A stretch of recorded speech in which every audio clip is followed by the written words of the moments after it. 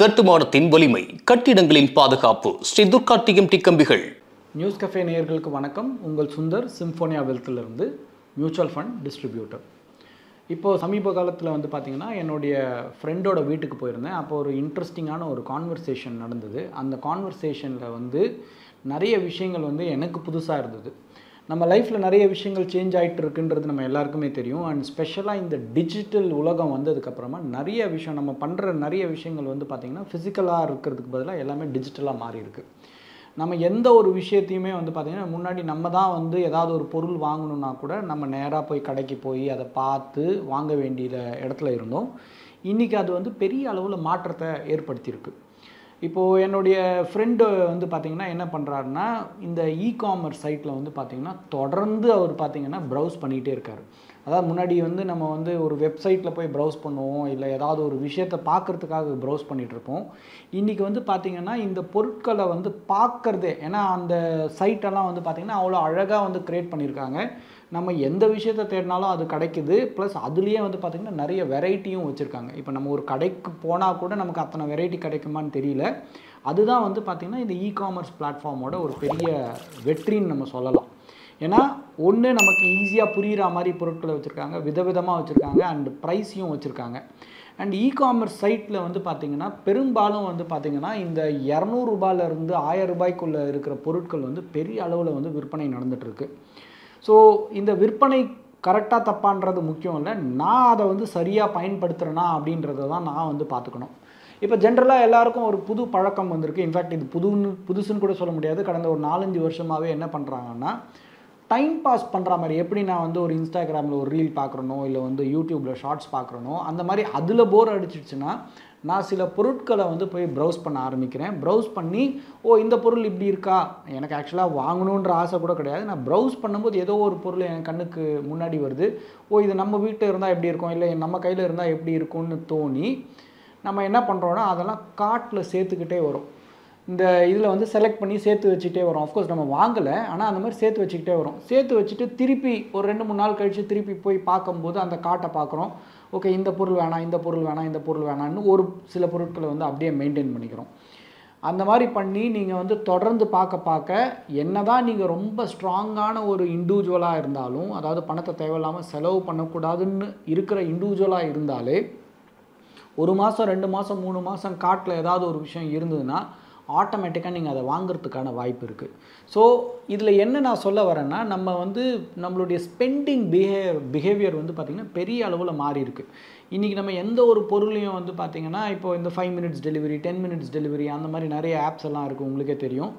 இது பார்த்திங்கன்னா இந்தியாவில் பெரிய அளவில் ஒரு வளர்ச்சியை கண்டிருக்கு. அஃப்கோர்ஸ் அது சில பேருக்கு கொஞ்சம் யூஸ்ஃபுல்லான விஷயமாக இருந்தாலும், நம்ம பார்த்திங்கன்னா எந்த விஷயத்தையுமே பார்த்திங்கன்னா கிளிக் ஆஃப் த பட்டனில் வரணுன்ற ஒரு மனநிலைக்கு மாறி இருக்கும். அது ஒரு பக்கம் நமக்கு சௌகரியத்தை கொடுத்தாலும், இன்னொரு பக்கம் நம்மளுடைய செலவுகளை பார்த்திங்கன்னா நம்ம கண்ணு முன்னாடியே பெரிய அளவில் இன்க்ரீஸ் ஆகிருக்கு. நம்ம சாதாரணமாக நம்ம போய் ஒரு கடையில் போய் ஒரு ₹500 ஒரு பொருளை வாங்கினோன்னா, அதையே நம்ம ஒரு ஆன்லைனில் ஆர்டர் பண்ணும்போது அது மினிமம் ₹600 ₹700 இருக்குது. ப்ளஸ் அந்த சார்ஜஸ் எல்லாம் சேர்த்து பார்த்திங்கன்னா ₹700 750 ஆகுது. அப்படின்னா ஒரு ₹250 தானே அடிஷ்னலாக ஆகுது, ஆனால் எனக்கு சௌகரியம் கிடைக்குதே அப்படின்னு நம்ம ஒரு பக்கம் பார்த்தாலும், இன்னொரு பக்கம் பார்த்திங்கன்னா இதை பர்சன்டேஜ் வைஸில் நீங்கள் பார்த்தீங்கன்னா ₹500 பொருளை நான் ₹700 750 வாங்குறேன்னா கிட்டத்தட்ட 40-50% மேலே நான் அதிகமாக செலவு பண்ணி வாங்குகிறேன். ப்ளஸ் ஆன்லைனில் வரனால நான் வேணுமா வேணாமான்னு யோசிக்காமல் வாங்கிடுறேன். ஸோ அந்த டிசிஷன் மேக்கிங் பார்த்திங்கன்னா அடிக்கடி பண்ணுறனால, நான் சாதாரணமாக ஒரு வருஷத்தில் 2-3 வாட்டி கடைக்கு போய் வாங்குறது போய் இன்றைக்கி பார்த்திங்கன்னா நான் 7-8 வாட்டி வாங்குகிற இடத்துக்கு நான் தள்ளப்படுறேன். அப்போ ஆட்டோமேட்டிக்காக என்னுடைய செலவுகள் என் கண்ணு முன்னாடியே இன்க்ரீஸ் ஆகுது. எனக்கு அது சௌகரியம்னு நினைக்கிறேன். ஆனால் மாத கடைசியிலையோ, இல்லை சில பேருக்கு பார்த்திங்கன்னா மாதம் பிறந்த உடனே பணம் எங்கே போகுதுன்னு தெரியாத அளவுக்கு தான் பார்த்திங்கன்னா நிறைய பேரோட வருமானத்தில் சிக்கல் ஏற்படுது. ஸோ இந்த ஸ்பெண்டிங் பிஹேவியரை நம்ம கொஞ்சமாவது பார்க்கணும். அடுத்து இன்னொரு முக்கியமான விஷயம் என்னென்னா, இன்றைக்கி எந்த பொருளுக்கும் பார்த்திங்கன்னா விலையை யாருமே சொல்கிறதில்ல. இப்போ நம்ம அட்வர்டைஸ்மெண்ட்ஸ்லாம் பார்த்தாலும் சரி, நம்ம டிவியாக இருக்கட்டும், இல்லை நம்மளுடைய டிஜிட்டல் மீடியா மூலமாக இருக்கட்டும், இல்லை நியூஸ் பிரிண்ட்டாக இருக்கட்டும், இது எல்லா இடத்துலையுமே பார்த்திங்கன்னா ஒரு பொருளை அழகாக போட்டுடுறாங்க. அந்த அழகாக போட்டுட்டு அதோடைய விலையை போடுறதுக்கு பதிலாக அதோடைய இஎம்ஐ என்ன அப்படின்றத தான் போடுறாங்க. அப்போது ஒரு பொருளோட விலை ₹30,000 இருக்கலாம், ஆனால் இஎம்ஐ பார்த்திங்கன்னா ₹900 இல்லை ₹1000 இருக்கலாம்.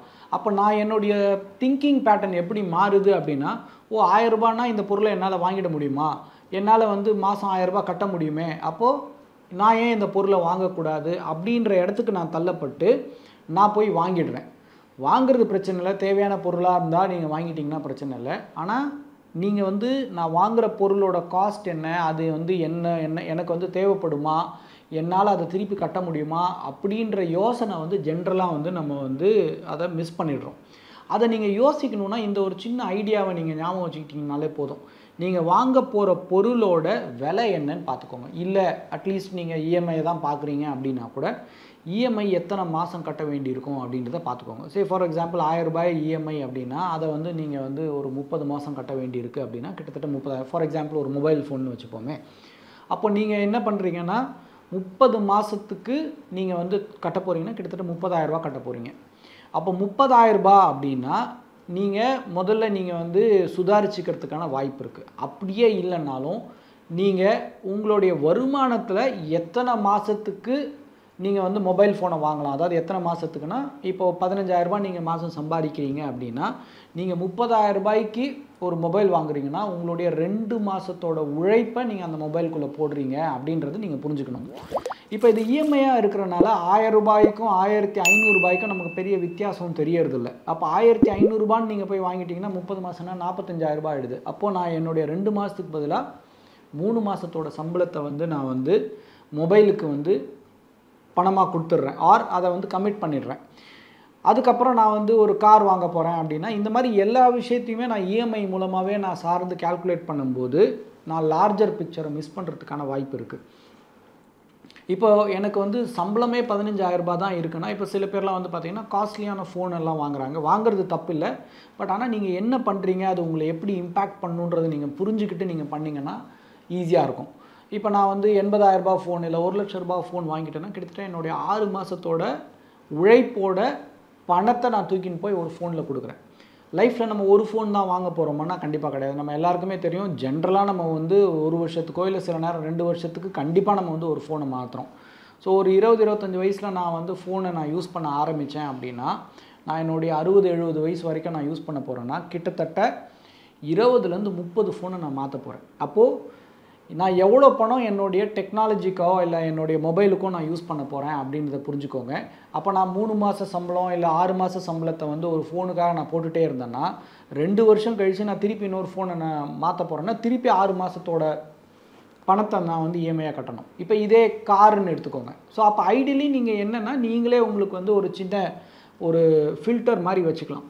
என்னுடைய சம்பளத்தில் 1 மாதத்துலேருந்து மேக்ஸிமம் 2 மாதத்துக்குள்ள விலையில் உள்ள ஃபோனை தான் நான் வாங்கணும்னு நினச்சேன்னா நான் பெரிய கடன் ட்ராப்குள்ளே போய் மாட்டாமல் இருக்கலாம். அதே மாதிரி கார்.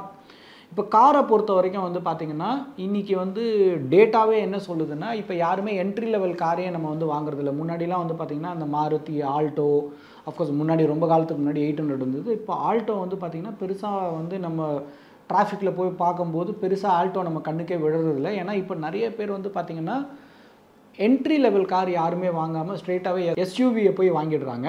அப்போ ஜென்ரலாக உங்களுடைய பர்ச்சேசிங் எல்லாமே வந்து பார்த்திங்கன்னா 10 லட்சம் 12 லட்சம் 20 லட்சம் வரைக்கும் போயிடுது.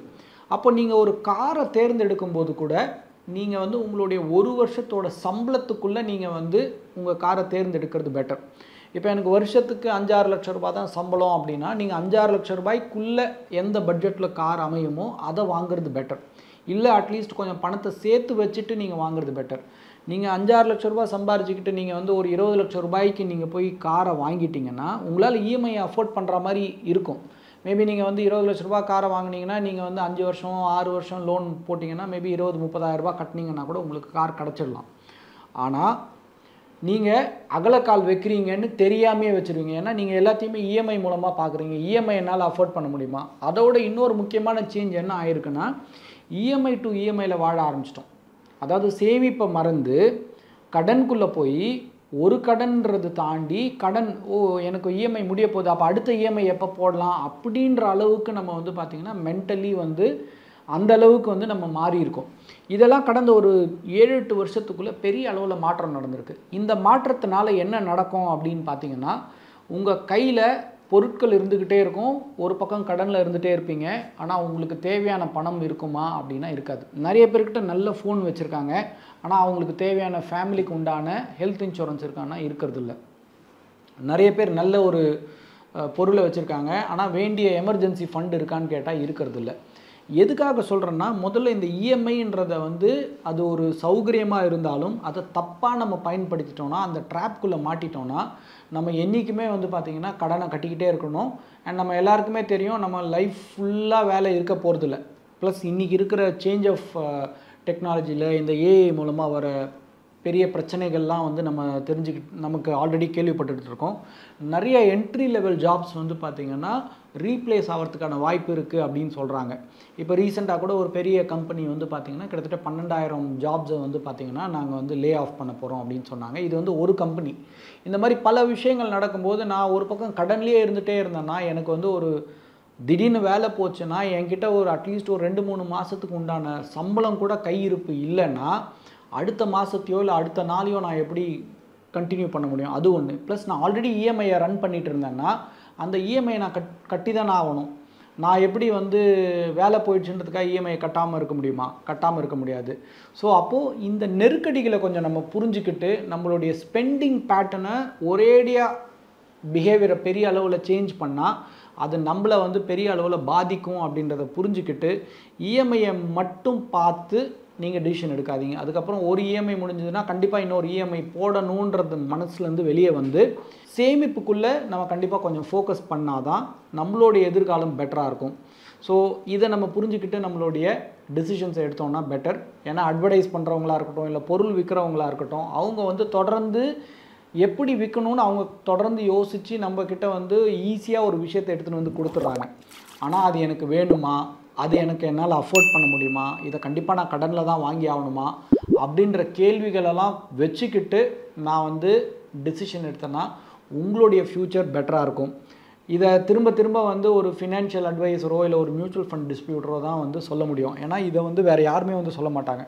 மற்றவங்க எல்லாருமே வந்து பார்த்திங்கன்னா இந்த பொருளை வாங்கிடுங்க, உங்களுக்கு தேவையாக இருக்கும், அது கடன் தரோம், இல்லை இன்றைக்கி வாங்கிட்டு அப்புறம் கொடுங்க அப்படின்னு எத்தனையோ ஸ்கீம் எடுத்துன்னு வந்து பொருளை அவங்க விற்றுருவாங்க, அவங்க வேலையை செஞ்சிடறாங்க.